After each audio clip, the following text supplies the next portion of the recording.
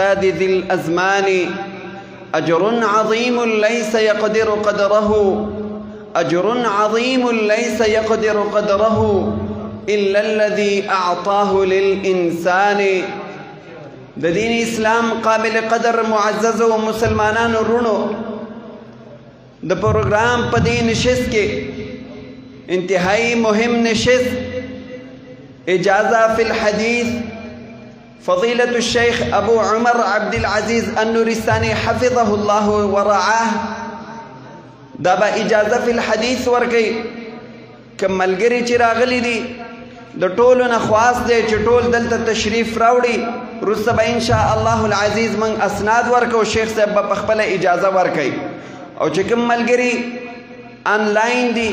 نو هغو نه هم خواست کېږي چې تاسو متوجه شئ او چې کوم ملګري دي دلته تشریف راوړئ اجازه فی الحدیث والا دلته راځئ مخکې راشئ دلته مشرومان شاته شي مشتران به کوي ورته چې علماء دي او شیخ شیخ صاحب سپیکر دلته راوړو او دا سپیکر شیخ صاحب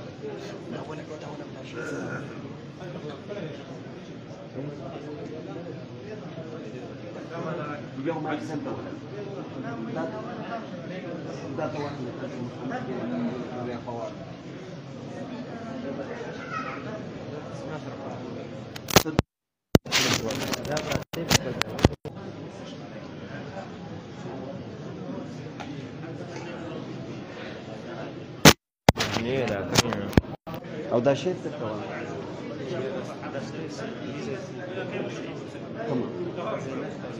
كم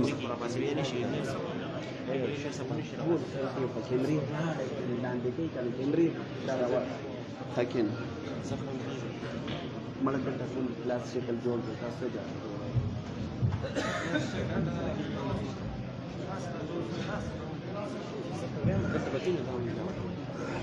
ولا بس ما جاي هنا ولا ثاني اسمه جول كده دام كده يوم تدخل برا ما كده الان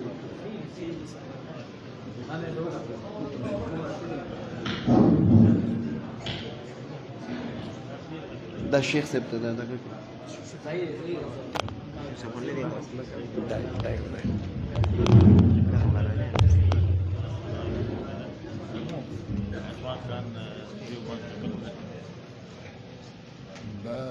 تبقى عندك على شيء ذلك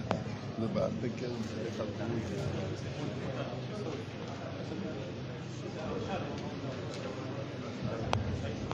السلام عليكم ورحمة الله وبركاته. څنګه خیرات او شي سمې انشاءالله اجازه ورکړي چې مګر چې سم کوي هغه بیا رابطو کې نو ولې چې تاسو څنګه یې انتظامی ورسولي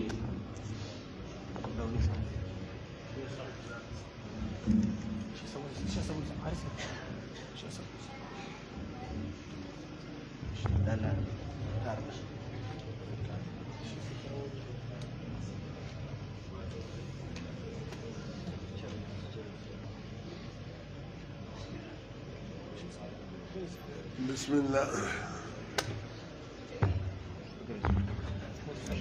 السلام عليكم.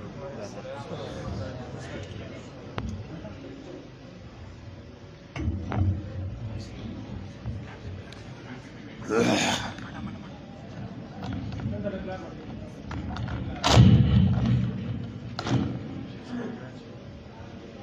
الله.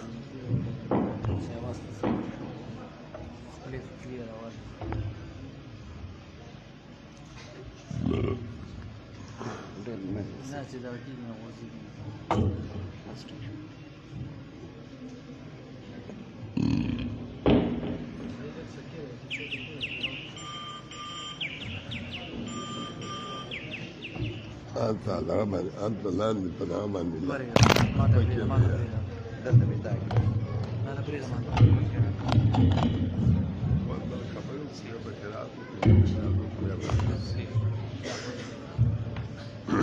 هذه لندي ذا بيانا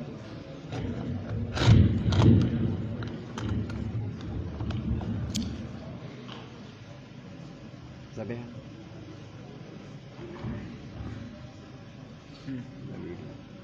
هيك زوسي خان ولا زوسي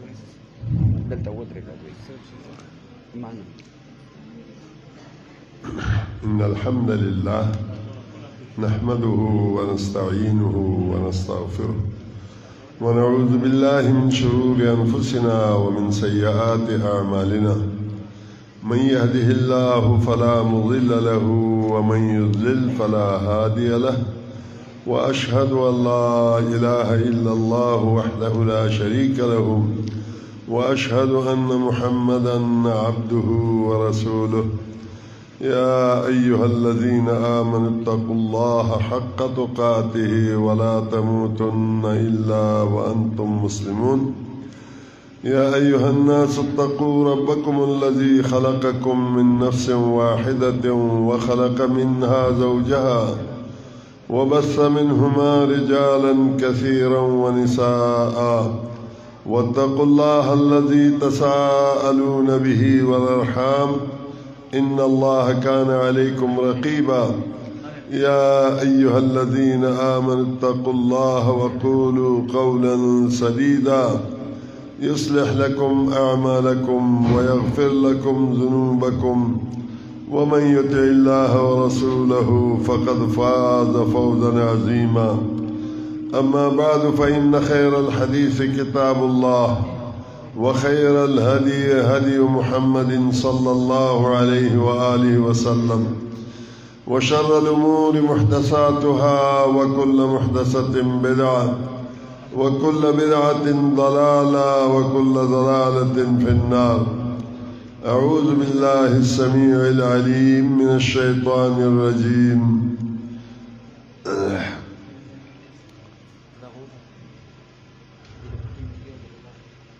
قل هو الله أحد الله الصمد لم يلد ولم يولد ولم يكن له كفوا أحد. دا الله سبحانه وتعالى حمد محمد رسول الله صلى الله عليه وآله وسلم بعد درود و سلام نرسته زما محترم و معزز الله سبحانه وتعالى دی مونږ ټول د ایمان په خوږو باندې ایمان خوږلت مونږ ته نصیب کی او الله سبحانه وتعالى دی دا کم علماء کرام او طلبه عظام او عوام خلق دلته حاضر شوي دي الله سبحانه وتعالى دی دوی ته علم نافع ورکی. زما محترم و معززو دا علم دا وحی ده په وحی کې چې کوم ده ټول خیر ده بی خیری پکې نشته ده. سره دین رسول الله صلی الله علیه و آله وسلم با دا دعا کولو اللهم انی اسألک علما نافعا اے الله ما ته نافع علم راکړي وأعوذ بك من علم لا ينفع او دا پورې پناه دې سم نه داسې علم نه چې هغه نفع نه رسوي. ما درته څنګه چې عرض وکړو دا علم وحی ده وحی کې چې کوم نه ټول خیر ده هغې کې شرط کې نشته ده هغې کې او ټول نافع ده غیر نافع پکې نشته. خدا نه غیر نافع چې ګرځي زما استاد وجه نه ګرځي زما استاد اعمالو د وجه نه ګرځي زما استاد بی رهروی د وجه نه ګرځي. د دې وجه نه هر یو د پاره دا پکار ده چې الله دې مونږ ته چې کوم علم راکړي نافع علم دې راکړي. زما محترم و معززو د علم د پاره یو څو آفت دي د ټول نه لوی آفت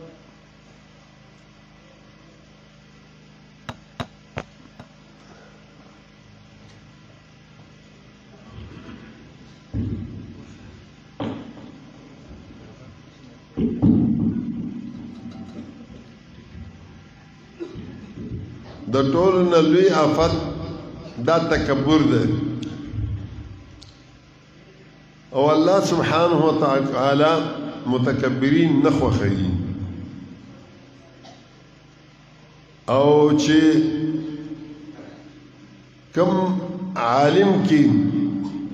تکبر وي د هغې نه څوک استفاده نشي کولی د هغې علم چې کم دی نو غیر نافع ګرځي د څه وجه نه د ده د تکبر د وجه نه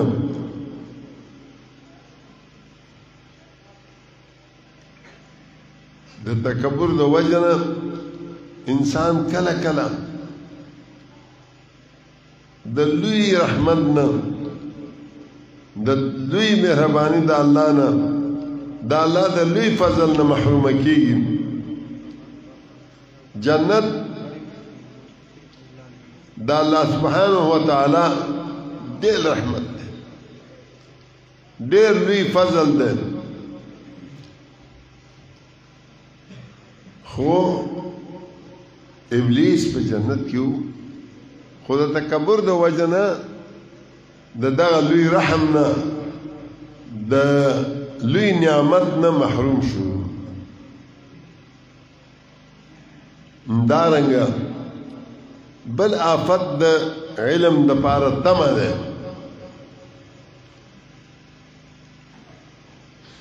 دا نن سبا چې مونږ ګورو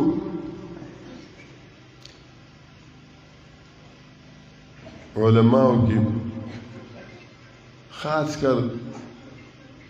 په دې کلو کې چې کوم بدعات دي کوم شرکیات دي دا د دې وجه نه چې خلکو علماو صرف د تمه د وجه نه امامت د وجه نه خطابت د وجه نه او د سرسایه د وجه نه د زکات د وجه نه د مړي د روټو د وجه نه حق نه دی بیان کړی دا ټول د تمې د وجه نه که چېرته بیان کي دا د دین د هر څه ځي ډېر علما داسې وي چې هغوی ته ووایي چې هلکه دا توحید بیان کړم وایي چې توحید بیان کړم خو دې جمان نه مې شړي بیا به بچي چرته دغه کوم حالانکه الله سبحانه وتعالی ومن يتوکل علی الله فهو حسبه دو ټوک الفاظ دي دو ټوک یعنی اصل فیصله ده څوک چې په الله باندې توکل وکړي فهو حسبه الله کافی ده چې الله کافی شي بیا څه پاتې شو خو زه کله کله دا خبره کوم چې الله سبحانه وتعالی رازق ده الله سبحانه وتعالی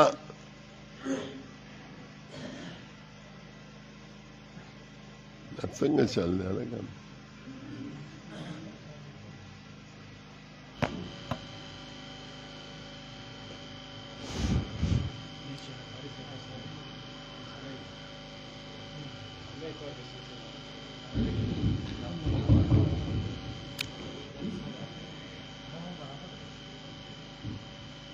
نو من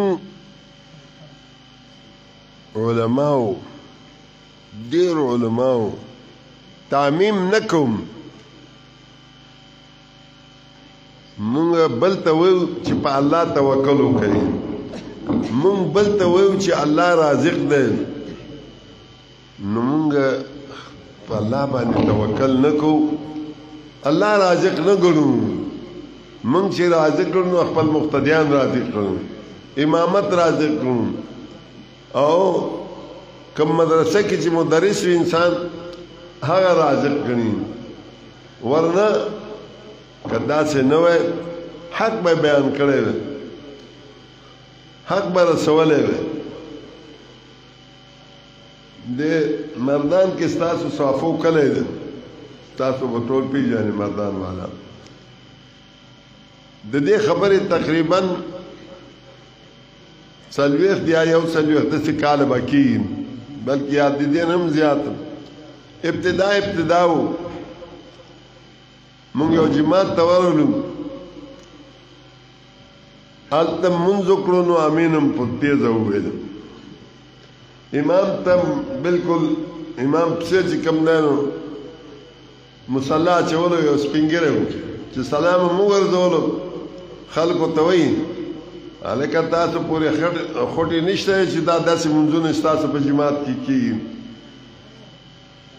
الله سبحانه وتعالی دې اوس هم هغه خلکو ته کمرې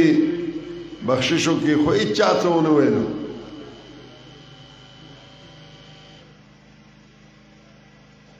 چې بهر ته ووتو پایزارګاه کې چې کوم دی نو شروع خلق جمګټه وه بیا یو حاجي صاحب راغی هغه دا وویل چې ما تپوس کړی دی جګړې مه کوئ څنګه تپوس دې کړی دی وایي د دوی مونځ مونږ پسې کېږي زمونږ مونځ دوی پسې نه کېږي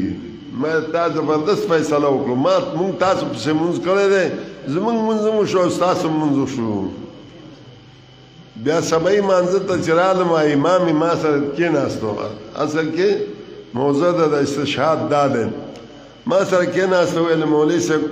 دا ټولې مسلې حق دی وی دا ټولې مسلې په کتابونو کې شته خو دا خلک جاهلان دی او داسې دی وغسته مهرباني وکړه ته وایه چې کوم دی دا امین به نه وایې رفیع الدین به نه کوئ ما ویلې وروره ته هم وایې چې جاهلان دي مسله نه بیانم زه هم وایم چې جاهلان دي مسله نه بیانم بل هم وایي چې جاهلان دي مسله نه بیانم نه بیانې نو دا خلکو ته مسله څوک وښیي ته خو ته مې منې چې جاهلان دي چې ته ورته نه ښیي زه ورته نه ښیم بل ملا ورته نه ښیي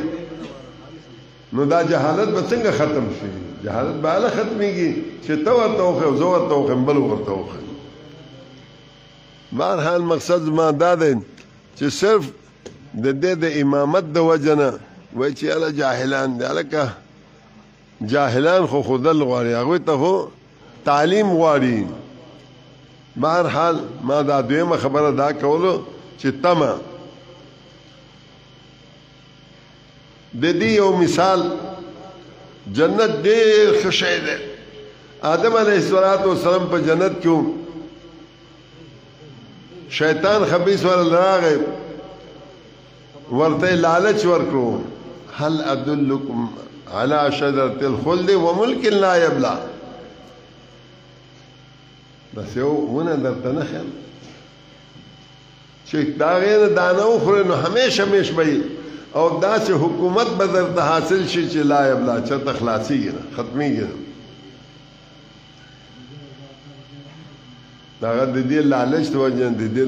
تمه د وجه نه نو هغه وخوړلو الله سبحانه وتعالی فورا ورته وفرمیل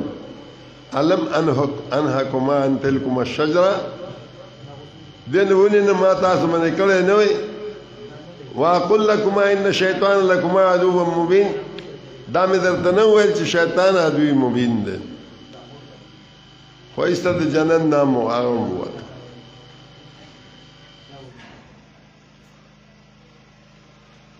او دریم آفت د علم د پاره دا حسد دی هلکه دا ستاسو لسپیکر خانه دا سړی څه شو دریم آفت چې کوم دی نو دا حسد دی او دا حسد من علماو کې دا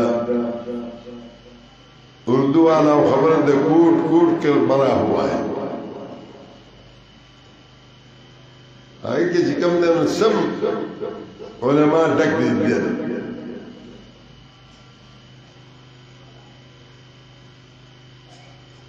او دا د علم د پاره آفت دی علم خو چې کوم دی نافع دی وحی نافع دی لیکن زمونږ د استاد د وجه نه تکبر د وجه نه د تمې د وجه نه او د حسد د وجه نه او یو نکته به زه تاسو ته وښیم د حسد په باره کې حاسد انسان دی دی اصل کې الله سبحانه وتعالی سره د هغې په علم کې معارضه کوي. الله سبحانه وتعالى یو انسان ته یو فضیلت ورکړي، لکه چې الله فرمایي ام يحسدون الناس على ما آتاهم الله من فضله. الله یو فضل ورکړی دی، لیکن دا حاسد انسان دا وي چې اے الله ته په پوه شوی نه دا سړی د دې فضل مستحق نه و، خو تا ورکړی دی. دا د الله په علم کې الله سره معارضه کول. لہذا زما محترم معززو د دې دریم سيزونه نو چې کوم د خاص کر طلبه کرام اوسنه او کوم علماء کرام چې دي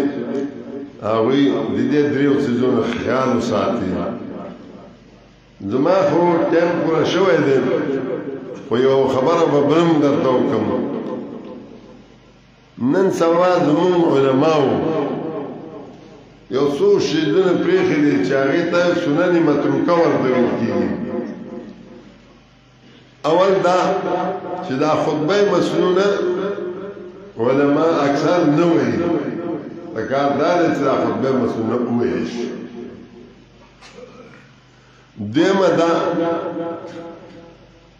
چې د جمعې په ورځ باندې سبای مانځه کې سوره سجده او دا نه وایي، او که څوک وایي نیمه ووایي. حالانکه امام ابن قیم رحمه الله فرمای چې دا نیم ویل چې کوم دی نو مسنون نه دی. که چا نیم ویلو اووی ویلو مونځ خو یو شو، خو سنت د دې وینا ادا نه شو. همدارنګه جمعې په مانځه کې سوره اعلی او سوره غاشیه وایي، خو څوک د قد افلح من تزکا نه شروع کړي، او څوک چې کوم دی نو کیف خلقت څنګه دی افلا ينظرون الى الابل، دې ځای نه شروع کړي. په دې باندې سنت نه ادا کېږي.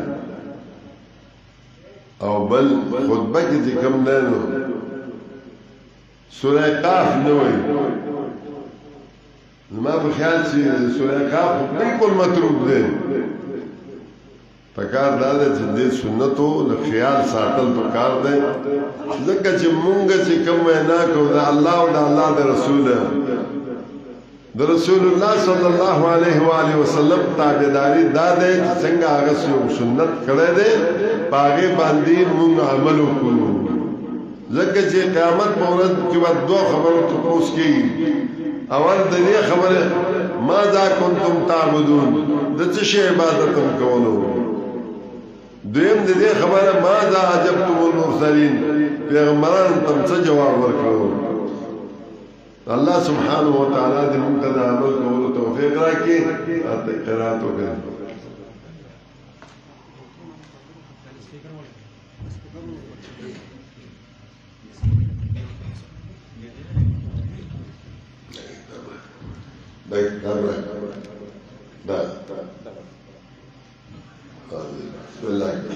بسم الله الرحمن الرحيم. الحمد لله الذي جعل أهل الحديث حراس الدين وصرف عنهم كيد المعاندين وألهمهم التمسك بالدين القويم. ونصلي ونسلم على رسول الله الأمين. أما بعد، قبل أن نبدأ في قراءة ما أعددنا للشيخ الفاضل، لا بد من أن نعبر عن فرحتنا وسرورنا بلقاء الشيخ الجليل. من أعماق قلوبنا نعبر عن فرحتنا ونرحب بشيخنا وأستاذنا الفاضل الشيخ أبي عمر عبد العزيز النورساني حفظه الله ورعاه، ونقول له أهلا وسهلا ومرحبا بك بيننا. إن لقاءك لنا شرف عظيم وأثره في قلوبنا لا يعادله فرح. نسأل الله أن يبارك في علمك ويجعل لقاءك هذا مليئا بالخير والنفع. والآن نبدأ بقراءة أطراف الكتب التسعة بإجازة الشيخ الجليل. فعليكم أيها المجلس الكريم حسن الاستماع والإنصات، وسنعطيكم إجازة الشيخ بأساميه العالية. الكتاب الأول صحيح الإمام البخاري رحمه الله، وبأسانيدكم المتصلة إلى صحيح الإمام البخاري. قال في أوله بسم الله الرحمن الرحيم. فأول الوحي قال الشيخ الإمام الحافظ أبو عبد الله محمد بن إسماعيل بن إبراهيم بن المغيرة البخاري رحمه الله تعالى. آمين. كيف كان بدء الوحي إلى رسول الله صلى الله عليه وسلم؟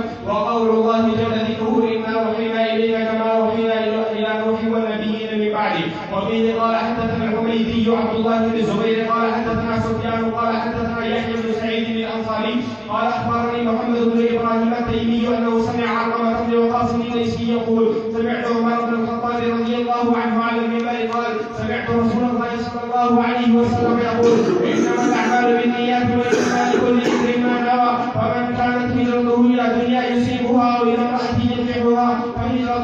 فهجرته الى ما هاجر اليه. وقال في اخره باب قول الله تعالى ونضع الموازين القسط ليوم القيامه وان اعمال بني ادم وقولهم يوزن. وقال مجاهد القصاص والعدل بالروميه ويقال القسط مصدر المقسط وهو العادل واما القاسط فهو الجائر. وبه قال حدثني احمد بن مشكاب حدثنا محمد بن خزير عن عمارة بن القعقاع عن ابي زرعه عن ابي هريره رضي الله عنه قال النبي صلى الله عليه وسلم كلمتان حبيبتان الى الرحمن خفيفتان على اللسان ثقيلتان في الميزان سبحان الله وبحمده سبحان الله العظيم. الكتاب الثاني صحيح الامام مسلم وباسانيد متصله الى صحيح الامام مسلم قال في اوله بسم الله الرحمن الرحيم كتاب الايمان باب معرفه الايمان والاسلام والقدر وعلامه الساعه. قال ابو الحسين مسلم بن الحجاج القشيري رحمه الله بعون الله نبتدئ واياه نستكفي وما توفيقنا الا بالله جل جلاله. وبه قال حدثني ابو خيثمة زهير بن حرب حدثنا وكيع عن كهمس عن عبد الله بن بريدة عن يحيى بن يعمر. وبه قال حدثنا عبيد الله بن معاذ العنبري وهذا حديث. وحدثنا ابي حدثنا كهمس عن ابن بريدة عن يحيى بن يعمر قال كان اول من قال في القدر بالبصرة معبد بن جهل فانطلقت انا وحميد بن عبد الرحمن الحمل لحاجين ومعتبرين فقلنا لو لقينا احد من اصحاب رسول الله صلى الله عليه وسلم فسالناه عما يقول هؤلاء في القدر فوفق لنا عبد الله بن عمر بن الخطاب داخل المسجد فاختلفته انا وصاحبي احدنا عن يمينه والاخر عن شماله وظننت ان صاحبي سيجد الكلام الي فقلت ابا عبد الرحمن انه قد ظهر قبلنا ناس يقرؤون القران ويتقبلون العلم وذكر من شانهم وانهم يزعمون ان لا قدر وان الامر انوف. قال فاذا لقيت اولئك فاخبرهم اني بريء منهم انهم براء مني والذي يحلف به عبد الله بن عمر لو ان لاحد مثل احد ذهب فانفقه ما قبل الله منه حتى يؤمن بالقدر. ثم قال حدثني ابي عمر بن الخطاب قال بينما نحن عند رسول الله صلى الله عليه وسلم ذات يوم اطلع علينا رجل شديد بياض الثياب شديد سواد الشعر لا يرى عليه اثر السفر ولا يعرفه منا احد حتى جلس الى النبي صلى الله عليه وسلم فاسند ركبته الى ركبته ووضع كفيه على فخذيه وقال يا محمد اخبرني عن الاسلام. فقال رسول الله صلى الله عليه وسلم عن الاسلام ان تشهد ان لا اله الا الله وان محمدا رسول الله وتقيم الصلاه وتؤتي الزكاه وتصوم رمضان وتحج البيت ان استطعت اليه سبيلا. قال صدقت. قال فكانه يساله ويصدقه. قال فاخبرني عن الايمان. قال ان تؤمن بالله وملائكته وكتبه ورسله واليوم الاخر وتؤمن بالقدر خيره وشره. قال صدقت. قال فاخبرني عن الاحسان. قال ان تعبد الله كانك تراه فان لم تكن تراه فانه يراك. قال فاخبرني عن الساعه. قال ما المسؤول عنها باعلم من السائل. قال فاخبرني عن اماراتها. قال تجد الامه ربها وان ربها العراة العاده رعاء الشاء يتطاولون في البنيان. قال ثم انطلق فلبثت وليا ثم قال لي يا عمر اتدري من السائل؟ قلت الله ورسوله اعلم. قال فانه جبريل اتاكم يعلمكم دينكم. وقال في اخره باب في قوله تعالى قال انا اسماء يتصلوا في ربهم. وفيه قال حدثنا عمرو بن زرارة حدثنا هشيم عن ابي هاشم عن ابي مكتز عن قيس بن مالك قال سمعت ابا ذر يقسم قسما ان هذا الاسماء يتصلوا في ربهم انها نزلت في الذين بردوا يوم بدر فامتدوا عليه وعبيد بن الحارث وعتبة والشيبة بن ربيعة والوليد بن عتبة. وفيه قال حدثنا ابو بكر بن ابي شيبة حدثنا وكيع به قال حدثني محمد بن المثنى حدثنا عبد الرحمن بن سفيان عن ابي هاشم عن ابي مجلس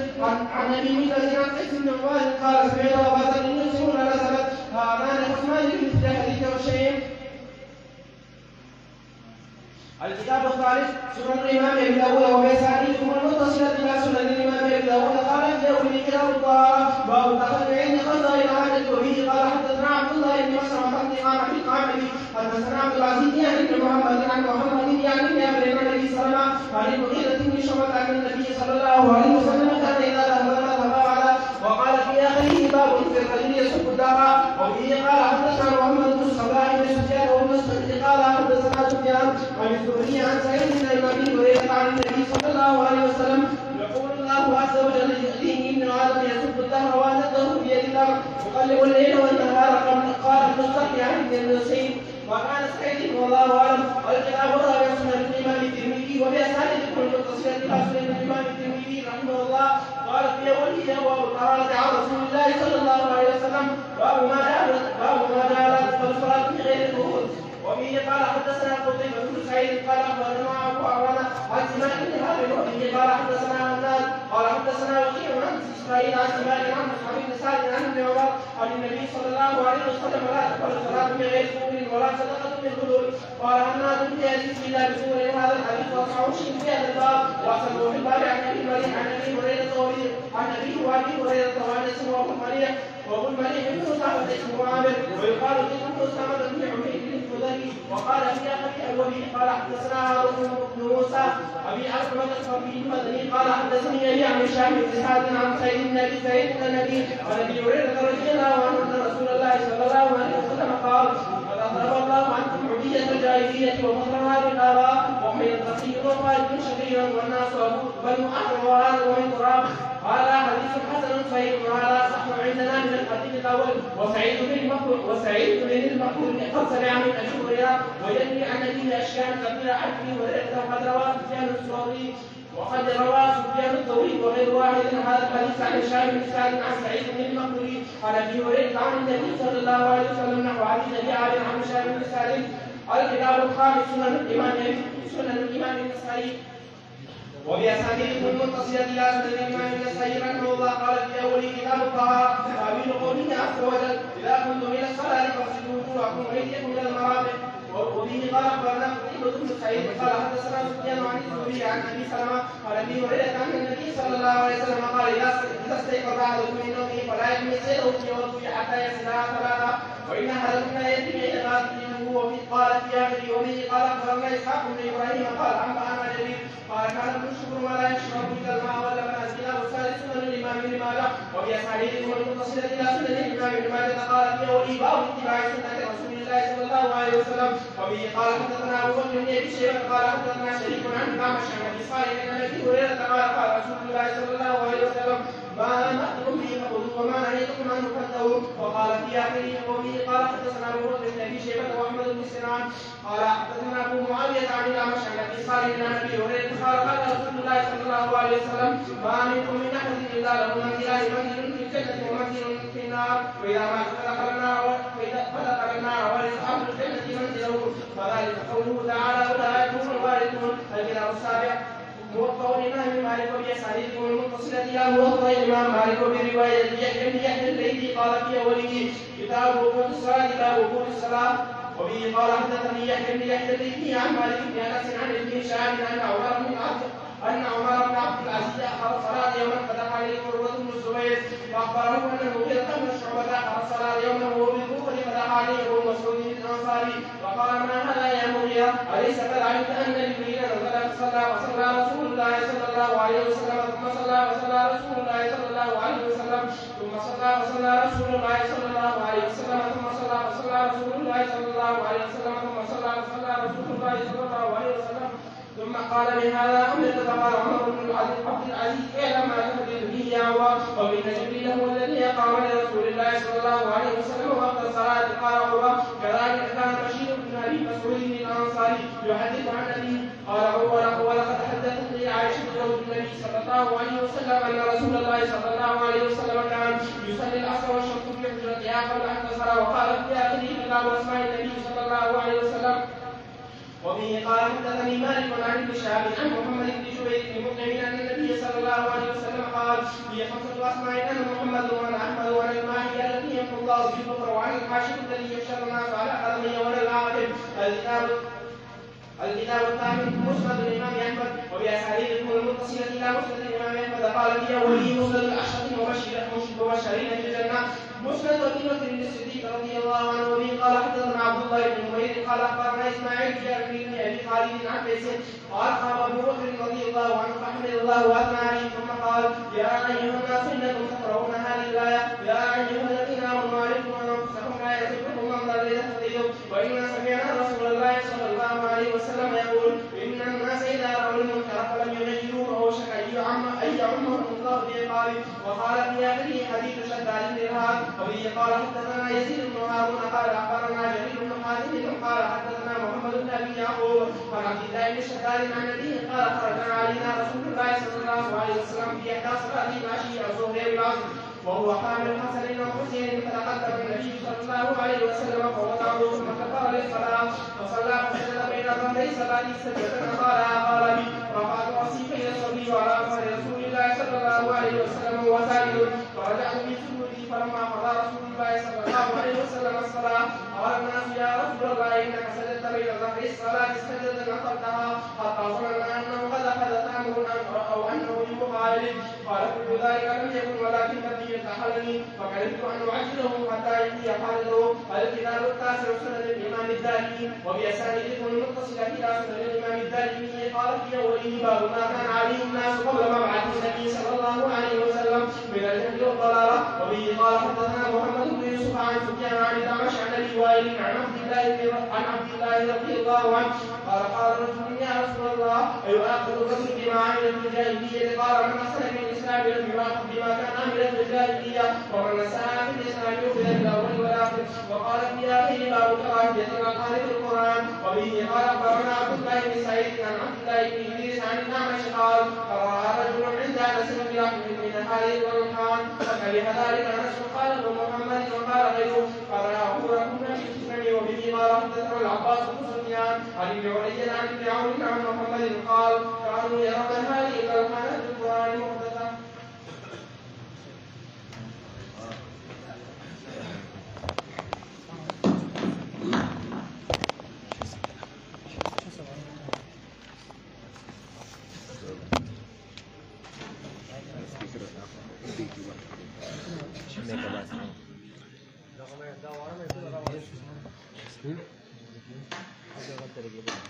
de आगे के बाद मर्गिन दबसुट आता आप ससुट के बाद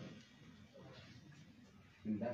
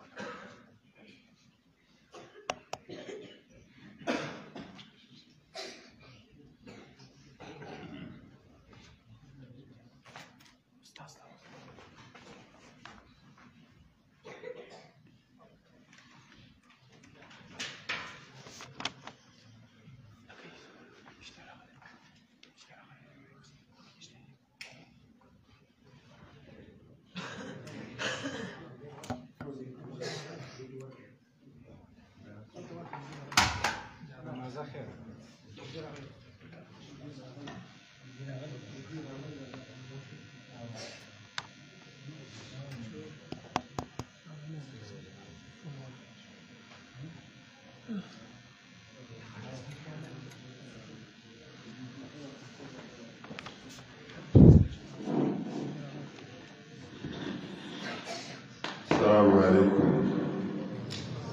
الحمد لله رب العالمين والصلاة والسلام على سيد الأنبياء والمرسلين وعلى آله وأصحابه الطيبين الطاهرين وعلى من تبعهم بإحسان إلى يوم الدين. أما بعد أجيزكم إجازة خاصة لما سمعتم مني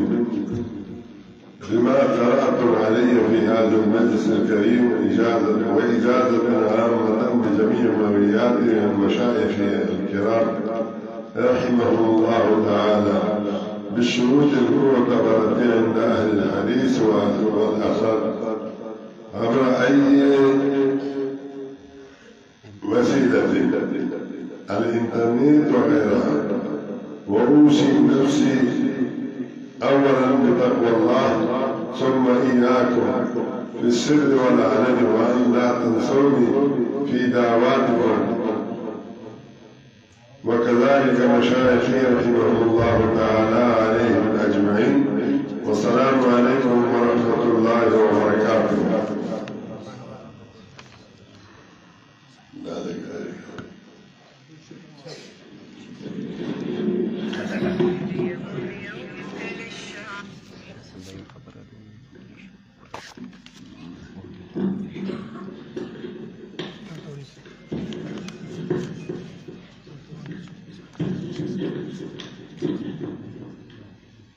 आखिर में ये बात करना जरूरी समझता हूँ कि ये जामिया तालीमुल कुरान और मरकज़ शेख जमील रहमान रहिमहुल्लाह, ये आप देखते हो कि इसमें तलबे किराम पढ़ते हैं, उलूमी दीन पढ़ाया जाता है। उसके लिए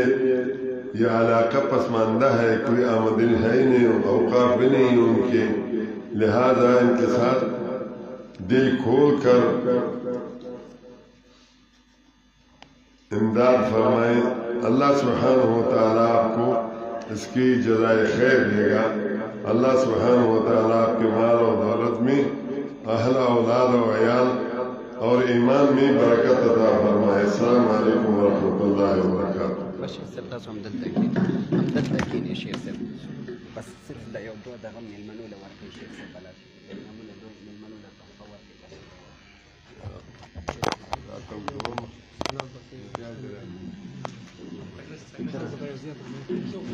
السلام علیکم ورحمة الله وبرکاته.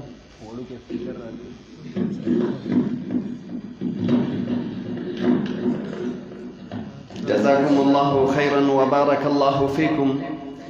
د ټولو ملګرو ډیره شکریه چې دلته راغلل، او خاص کر د فضیلة الشیخ ابو عمر عبدالعزیز النورستاني حفظه الله چې د عقیدې دپاره د دې خدمات بشمیره دي. الله رب العالمین د دې په عمر کې په صحت کې برکت واچي، او الله رب العالمین د دې د خدمات قبول کړي. آخر کې